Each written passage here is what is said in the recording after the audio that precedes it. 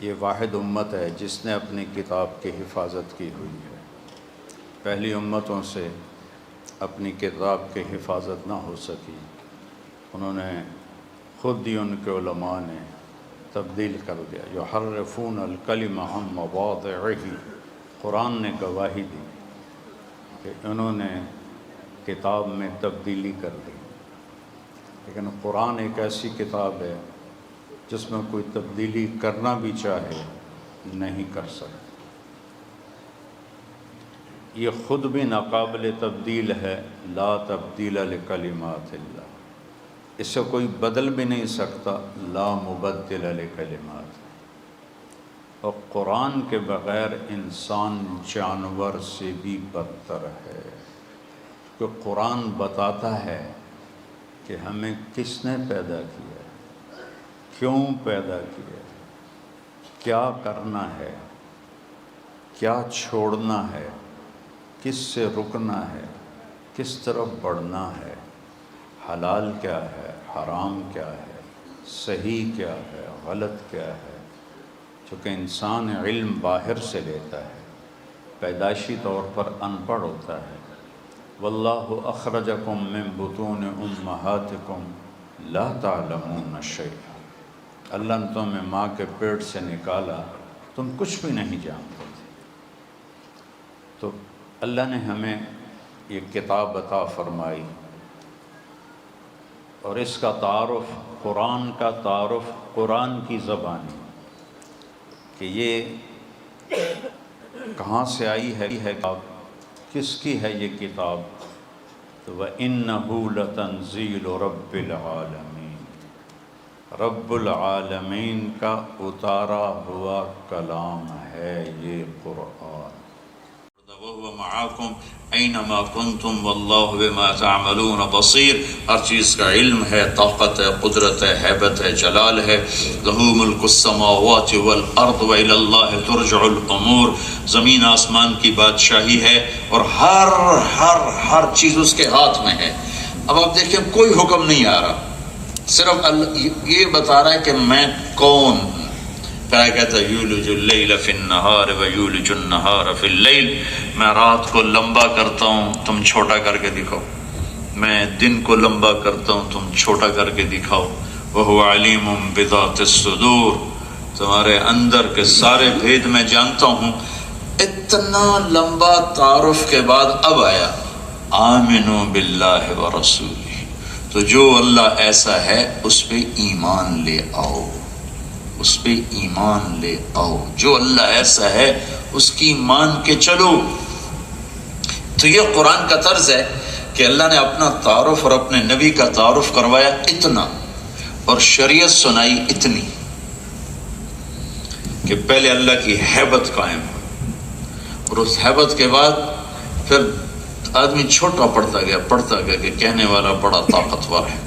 اپنی عظمت اور ہیبت پھر اپنے نبی کی عظمت اور ہیبت دلوں میں بٹھائی، کہ تاکہ کائنات کو پتہ چلے کہ اللہ کے بعد اگر کوئی ذات ہے تو یہ محمد مصطفیٰ صلی اللہ علیہ وسلم کی ذات ہے۔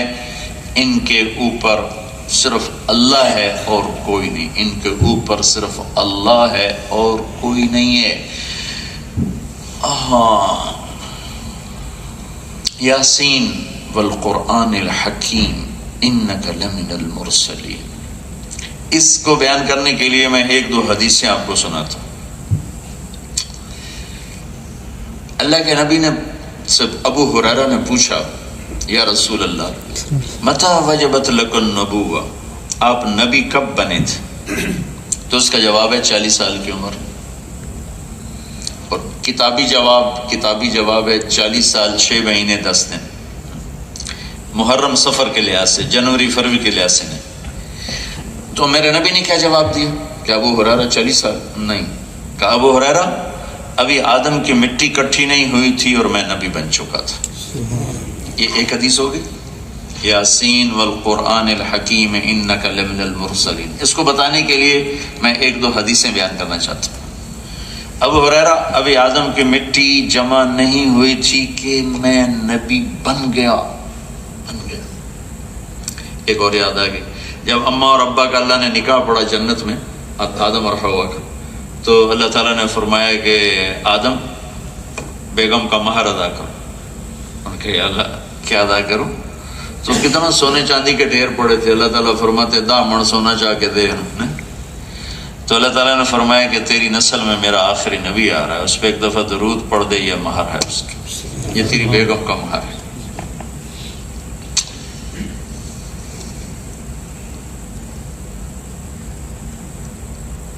آپ نے فرمایا کہ میرے اللہ نے 10 نام رکھے.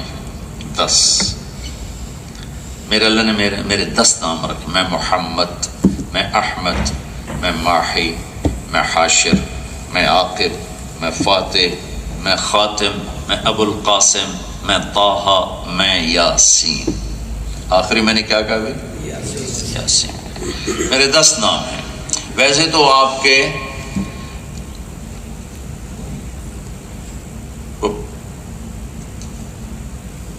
1177 نام میرے پاس ایک کتاب میں جمع ہے.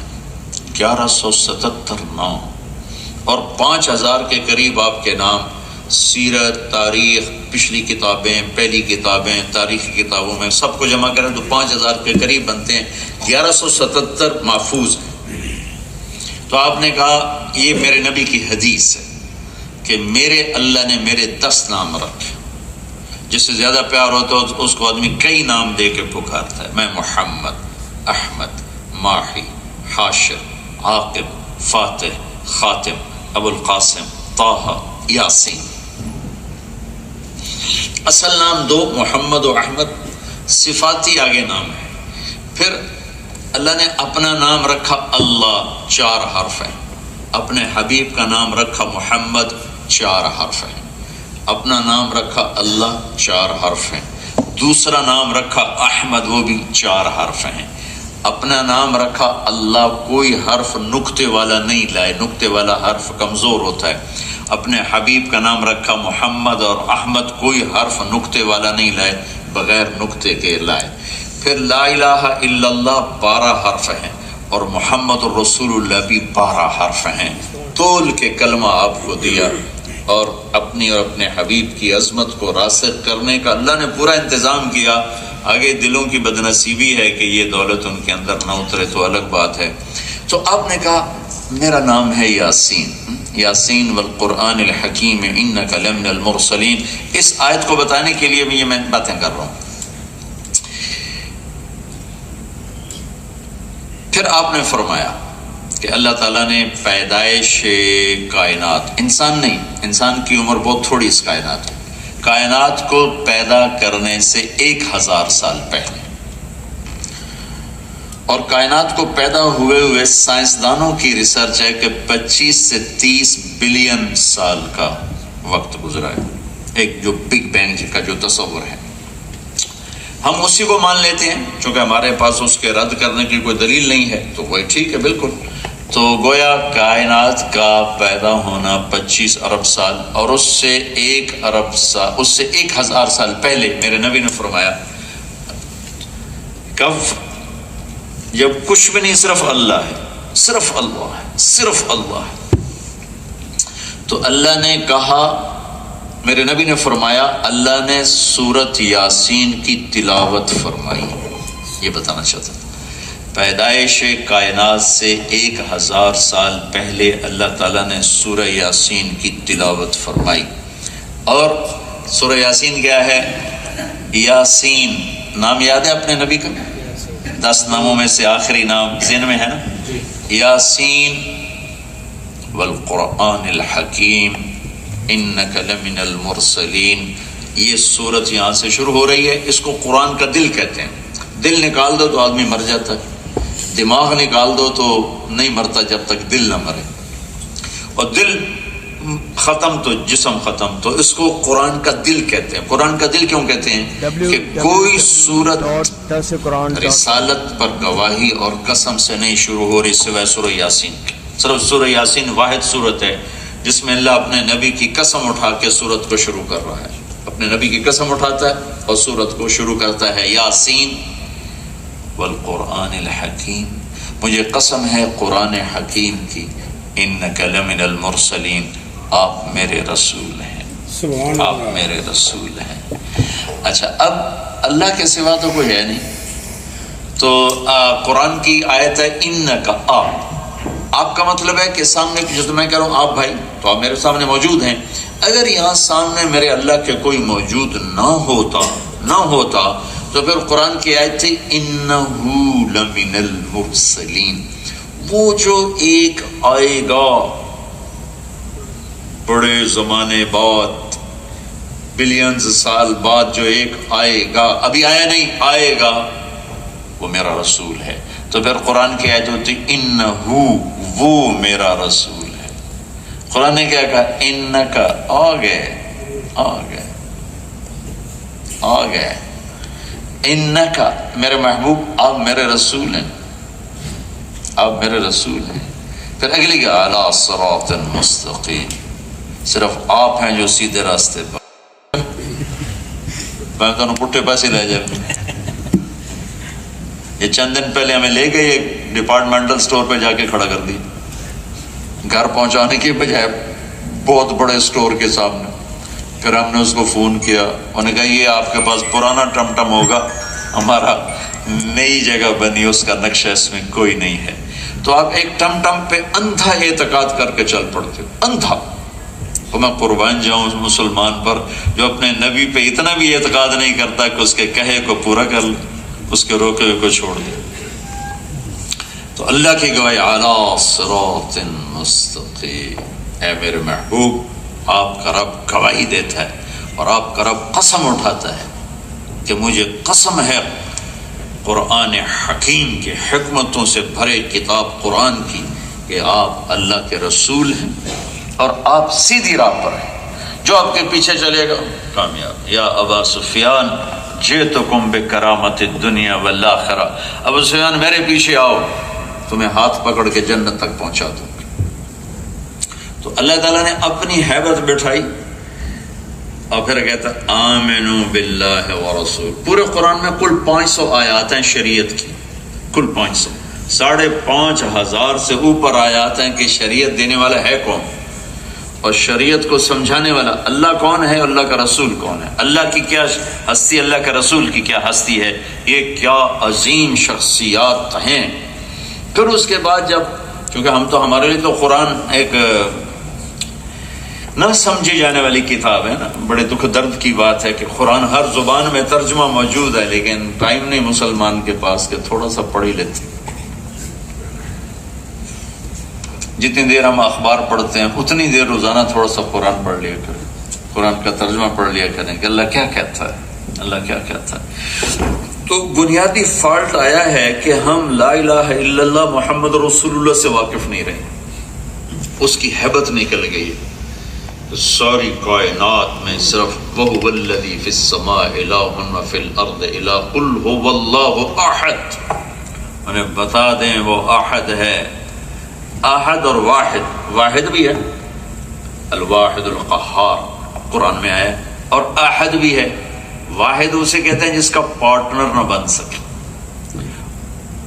تو واحد کا لفظ انسان بھی کہہ سکتا ہے، کہ میں کہہ سکتا ہوں کہ جی میں اس ویسٹ کوٹ کا واحد مالک ہوں، میں اس گھر کا واحد مالک ہوں، میرا کوئی پارٹنر کوئی نہیں۔ لیکن احد صرف اللہ ہے، صرف اللہ۔ احد کسے کہیں؟ احد اسے کہیں جس جیسا کوئی نہ ہو،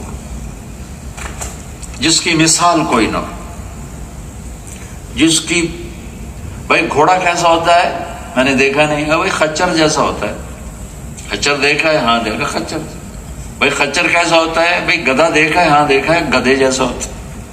تو ایک چیز ذہن میں ہوتی ہے دوسری نہیں ہوتی، تو اس کی ہم قریب کر کے سمجھ لیتا ہوں۔ اللہ کہتا میرے جیسا ہے کوئی نہیں، مجھے کیا سمجھو گے، بس مجھ پہ ایمان لا یؤمنون بالغیب، کہو کہ ہے، کہو کہ ہے۔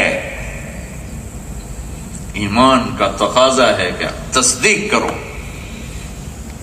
خزامہ بن ثابت ایک صحابی ہیں، اللہ کے نبی نے ایک دیہاتی سے گھوڑے کا سودا کیا، سفر میں تھے، طے ہوا کہ مدینے میں پیسے دوں گا چل کے، کہ ٹھیک آپ آگے ہو گئے، پیچھے سے صحابہ ہے، ان کو نہیں خبر کہ یہ سودا ہو چکا ہے، انہوں نے بدو کو گھوڑے کی قیمت لگا دی بہت زیادہ، وہ اس کی نیت بدل گئی. وہ کہنے لگا یا رسول اللہ یہ گھوڑے کے پیسے دو اور گھوڑا لے جاؤ ورنہ میں گھوڑا آگے بیچتا ہوں. آپ نے کہا اللہ کے بندے ابھی تو تیرے ساتھ طے ہوا تھا کہ مدینے میں چل کے پیسے دوں گا. کہا نہیں مجھے نہیں پتا, ابھی پیسے دینے تو دے دیں ورنہ میں گھوڑا بیچتا ہوں. تو آپ نے کہا تو اپنی بات سے پھر رہا ہے. وہ کہنے لگا کوئی گواہ لائیں کہ میں نے یہ بات آپ سے کی ہے یا آپ نے مجھ سے کی ہے. تو اس وقت گواہ تو تھا کوئی نہیں, صرف آپ دونوں تھے. تو سارے لوگ بھی اکٹھے تھے. تو اتنے میں حضرت خزیمہ بولے یا رسول اللہ میں گواہی دیتا ہوں کہ آپ نے یہ بات کی ہے کہ مدینے جا کے پیسے دوں گا. تو آپ نے فرمایا تو کیسے کہتے, تو موجود نہیں تھا.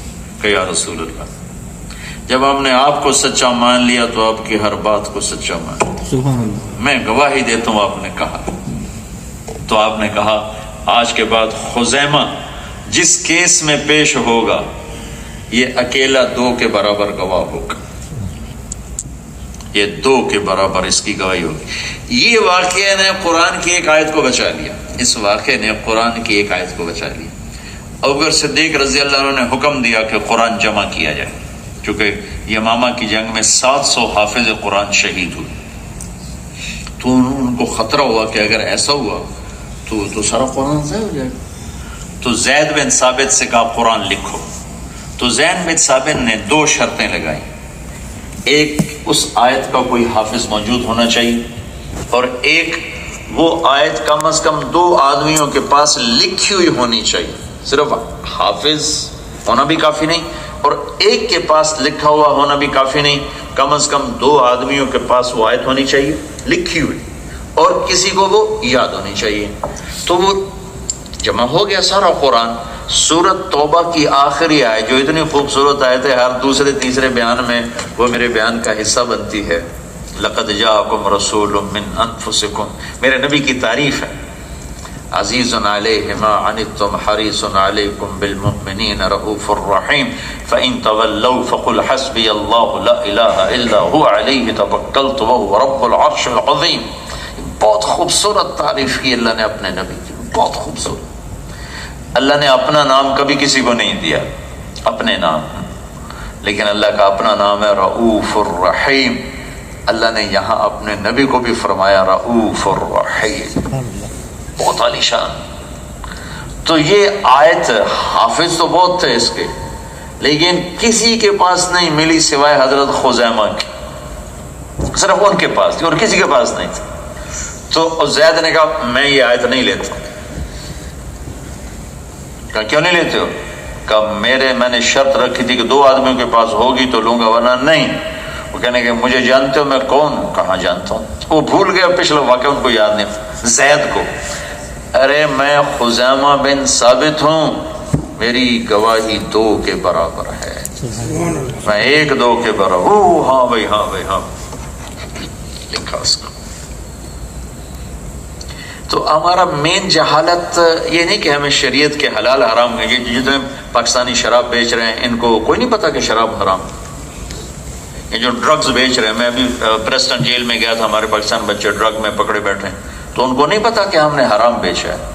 وہ جس نے حرام کیا ہے اس کو نہیں جانتے, وہ جس نے کہا حلال کماؤ اس کو نہیں جانتے, جس نے کہا جھوٹ نہ بولو اس کو نہیں جانتے, جس نے کہا سچ بولو وہ اس کو نہیں جانتے, جس نے کہا حرام کے قریب نہ جاؤ وہ اس کو نہیں جانتے. اگر جانتے تو پھر یہ تھوڑا کرتے, تو جانتے نہیں ہیں. ایک صحابی شراب لے کر آئے ملک شام سے, سارا پیسہ شراب خرید کر لائے. مدینہ پہنچے تو پتہ چلا شراب تو حرام ہو گئی. تو اٹھے اور مشکیزیں پھاڑنے لگے. وہ مشکوں میں شراب ہوتی تھی. تو کسی نے کہا کہ مجھے نمک ڈال کے سرکہ بنا دے, سرکہ بن جائے گا, بیچ دینا. انہوں نے کہا میری ایمانی غیرت کہتی ہے کہ بس اللہ نے کہا نہیں تو نہیں. سارے مشکیزیں پھاڑ کے پانی میں بہا دیے کہ وہ جانتے تھے کہ کہنے والا کون ہے. آپ جمعے کی نماز کے لیے کھڑے ہوئے یا کسی اور مقصد کے لیے, ویسے تقریر کے لیے کھڑے ہوئے, تو آپ نے کہا بھائی بیٹھ جاؤ. تو دیوار کے قریب عبداللہ بن رواحہ کا اونٹوں کا باڑا تھا, وہ وہاں صفائی کر رہے تھے. کان میں آواز پڑی بیٹھ جاؤ. انہیں پتہ ہے کہ مجھے نہیں کہہ رہے، مسجد والوں کو کہہ رہے ہیں، انہیں ادھر پھینکا کئی اور وہاں جا وہیں بیٹھ گئے۔ اور ایک صحابی عبداللہ بن مسعود مسجد میں انٹر ہو رہے تھے، ایک پاؤں اندر تھا ایک باہر تھا، آپ نے کہا بیٹھ جاؤ، وہ وہیں بیٹھ گئے، وہیں بیٹھ گئے، آگے قدم نہیں اٹھا۔ یہ کیوں ہے کہ وہ جانتے ہیں کہ یہ کہنے والا کون ہے، وہ جانتے ہیں کہ یہ روکنے والا کون ہے، اٹھانے والا کون ہے، ہم جانتے ہیں۔ تو اللہ تعالیٰ نے جو پیمانہ بنایا کامیابی ناکامی کا، اس کو آج کیوں نہیں ناپا تولا جا رہا ہے کہ پتہ کوئی نہیں۔ اور کامیابی کا سٹیٹس کیا ہے؟ آگے پیچھے میرے لوگ ہوں، مجھے سلام ہوں، میرا بڑا سٹیٹس ہو تو میں سکسیسفل لائف ہے میری۔ اور میرے اللہ نے ایک جملے میں بتا دیا، من یطع اللہ ورسولہ فقد فاز فوزا عظیما۔ کہانی مکا چھڑی ایک جملے سے کہ میرے گولڈن والے بندو، پیارے بندو، جس نے اللہ کی مان کر زندگی گزاری اور اس کے حبیب کی مان کر زندگی گزاری وہ کامیاب ہوگی۔ سبحان اللہ۔ اس کو ایک اور طرح بیان کیا، فمن زحزح عن النار وادخل الجنۃ فقد فاز، جو دوزخ سے بچ کے جنت میں چلا گیا وہ کامیاب ہوگی۔ پھر اس کا ایک اور مضمون ایک ہی ہے لیکن تعبیر مختلف ہے، فمن ثقلت موازینہ فاولئک هم المفلحون، جس کی نیکیاں زیادہ ہو گئیں قیامت کے دن وہ کامیاب ہوگی۔ یہ کامیابی اور ناکامی کا مفہوم ہے جو قرآن دیتا ہے۔ یہ جو تبلیغ کا کام ہو رہا ہے میرے بھائیو، یہ اللہ اس کے رسول کی اطاعت پر آنے کی محنت ہو رہی۔ ہم کسی فرقے کے ترجمان نہیں، کسی فرقے کو ہم ریپرزینٹ نہیں کر رہے کہ جی ہم فلاں ہیں فلاں ہیں، بلکہ میں تو آپ کے ہاتھ جوڑتا ہوں، میں بہت عرصے سے انگلینڈ آ رہا ہوں، وہ جو پاکستان کے انڈیا کے جراثیم ہیں فرقہ واریت کے، یہاں وہ خوب بھڑک رہے ہیں اور بہت نفرتیں ہیں۔ میں آپ کو اللہ رسول کا واسطہ دیتا ہوں، امت بن کے رہیں، کسی فرقے کے نمائندہ بن کے نہ رہیں۔ میرے نبی نے دنیا سے جاتے ہوئے آخری بات کی تھی کہ دیکھو میرے بعد ایک دوسرے کے گلے کاٹتے کافر نہ بن جانا، قیامت کے دن مجھے شرمندہ نہ کرنا، شرمندہ نہ کرنا۔ صحابہ مسجد میں بیٹھے مناظرہ ہو رہا تھا، گرما گرمی بحث شروع ہو گئی، اللہ کے نبی گھر سے باہر آئے، ایک کہہ رہا تھا شریعت کا مسئلہ یوں ہے، یہ قرآن کہہ رہا، دوسرا کہہ رہا تھا شریعت کا مسئلہ یوں ہے، یہ قرآن کی آیت۔ جب آپ تشریف لائے تو آپ کے چہرے کا رنگ سرخ ہو غصے سے، تو آپ نے فرمایا کیا میں اس لیے دنیا میں ہوں، کیا میں اس لیے بھیجے گیا ہوں کہ تم ایک دوسرے کہ دست کے گریبان پکڑو اور کافر بن جاؤ؟ تم سے پہلے قومیں اسی طرح ہلاک ہوگی۔ تو میں ایک یہ گزارش کروں گا کہ آپ امت بن کے رہیں، مسلم بن کے رہیں، مومن بن کے رہیں، اور ہر مسلمان، چونکہ اللہ کے نبی نے دعا مانگی تھی اللہ ان میں اختلاف نہ ہو، تو اللہ نے کہا نہیں میرے حبیب اختلاف تو ہوگا۔ تو اختلاف دنیاوی بھی ہوا، سیاسی بھی ہوا، مذہبی بھی ہوا، لیکن کبھی اس کو یہاں تک نہ لے جاؤ کہ سلام کرنا ہی چھوڑ دو اور کفر پر تک پہنچا دو، تو پھر جنت میں جائے گا کون؟ وہابی کہیں سنی کافر، سنی کہیں وہابی کافر، شیعہ کہیں سنی کافر، سنی کہیں شیعہ کافر، تو جنت جاونا کہیں ویلی پہ جائے اللہ دی جنت بڑی وڈی کہیں ہورنوں ہی جاون دیو بھائی۔ مسلمان اللہ کے واسطے مسلمان بن کے رہو، اور ایسے علماء کو ڈسکریج کرو جو فرقہ واریت کو ممبر سے بھارت، ایسے لوگوں کو ممبر پہ نہ بیٹھنے دو، ایسے لوگ لاؤ جو تمہیں محبت کا پیغام دیں، جو تمہیں دین سمجھائیں، جو تمہیں فرقوں نے بانٹ دیں، جو تمہارے اندر نفرت کی دیوار نہ کھڑی کر دیں۔ اللہ کے واسطے میرے ملک خون و خون ہو گیا، ہزاروں جوان تہ خاک، ماؤں کے سہارے ٹوٹے، جوان بچیوں کے سہاگ اجڑے،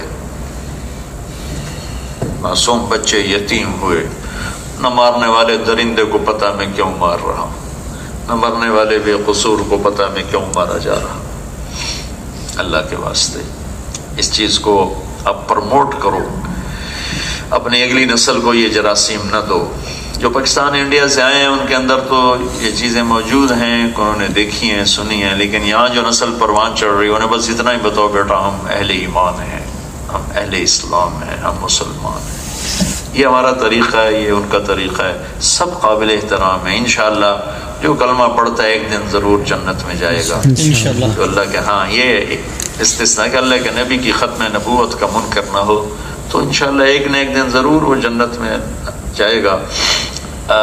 یقیناً گناہوں کی سزا پہ جہنم میں بھی جائیں گے، چونکہ یہ تو نہیں ہو سکتا کہ حسین اور شمر کو اللہ ایک جیسا کر دے، پھر تو کربلا کی ساری تاریخیں برباد ہو جائیں گی. اگر رات کے شرابی اور رات کے تہجد گزار کو ایک ہی قانون دے دیا جائے تو یہ بھی نہیں ہو سکتا.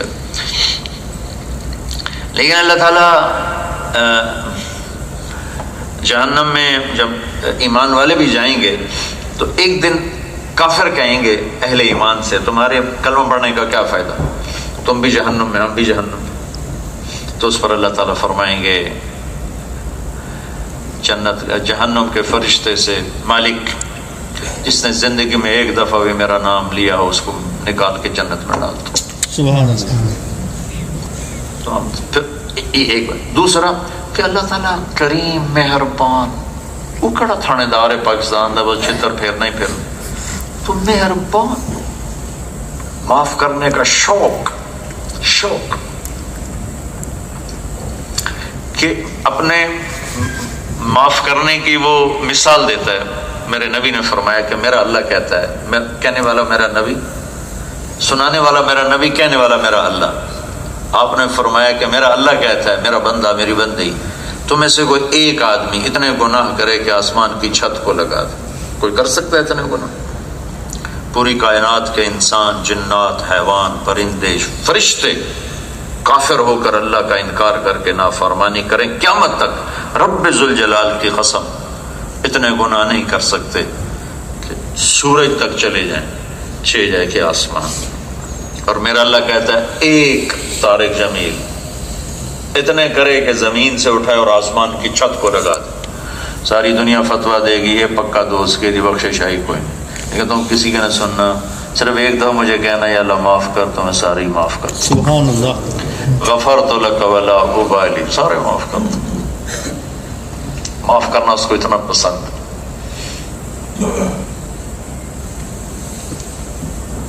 میرے نبی نے ایک واقعہ سنا ہے، ترمذی شریف میں روایت.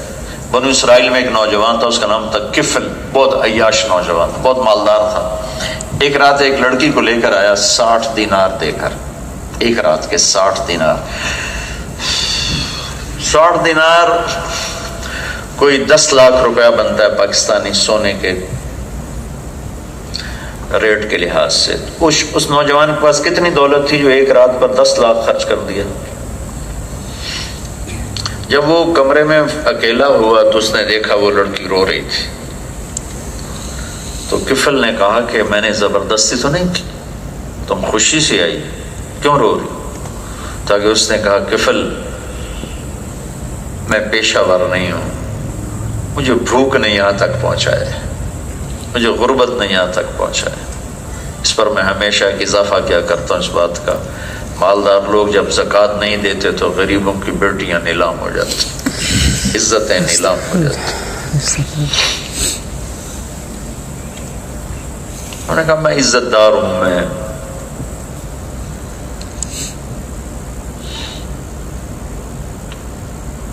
میں بازاری نہیں، میں طوائفوں سے ملتا ہوں، میں کیوں رویا ہوں؟ اس قصے کی وجہ سے نہیں، مجھے وہ کہانیاں سامنے آگے جو بچیاں سناتی ہیں نا، میرا کلیجہ پھٹ جاتا کہ انہیں طوائف بنانے والے اسی طرح میاں صاحب بن کے ڈیرے میں بیٹھے ہوئے، ان کے وائٹ کالر پہ کوئی داغ نہیں، لیکن وہ طوائف بن گئی.